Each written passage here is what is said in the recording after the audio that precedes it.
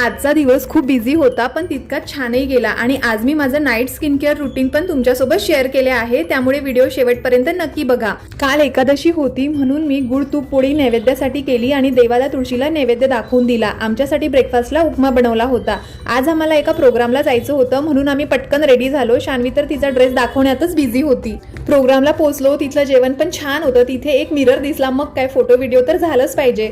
सायंकाळी बाहेर जायचं होतं म्हणून या स्कर्टवर हे ब्ल्यू टॉप मी पहिल्यांदाच ट्राय केलं, म्हणून मला थोडंसं कन्फ्युजन होतं। तुम्हाला कसं वाटलं ते नक्की सांगा। केस कसे ठेवायचे यातही कन्फ्यूज होती। हाय पोनीटेल करू की अर्धे केस मोकळे ठेवू यातही थोडा वेळ गेला। आज मला माझ्या फेवरेट ठिकाणचा तवा पुलाव खायचा होता म्हणून आधी तो खाऊन घेतला, पण शान्वीला डोसा खायचा होता म्हणून डोसा खायला गेलो। कॅमेरा ऑन केला की मॅडमचा असं काहीतरी सुरू होतं। घरी आल्यावर गॅस ओटा क्लीन करून घेतला। स्वयंपाक तर मी करून गेली होती पण हे काम राहिले होते। दूध पण गरम करून घेतले।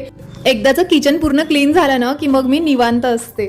किचन मधलं काम संपलं आणि आता बेडरूमची ड्युटी होती। आमच्या इथे ना 2 दिवसापासून पाऊस नव्हता, त्याच्यामुळे मी आज खूप सारे कपडे वॉश केले होते, तर ते पण फोल्ड करून ठेवून दिले। सकाळसाठी शान्वीचा युनिफॉर्म काढून ठेवून दिला आणि शान्वीचं इथे माझ्या मागे मागे फिरणं चालू होतं की तू फ्री झालीस नाही का अजून।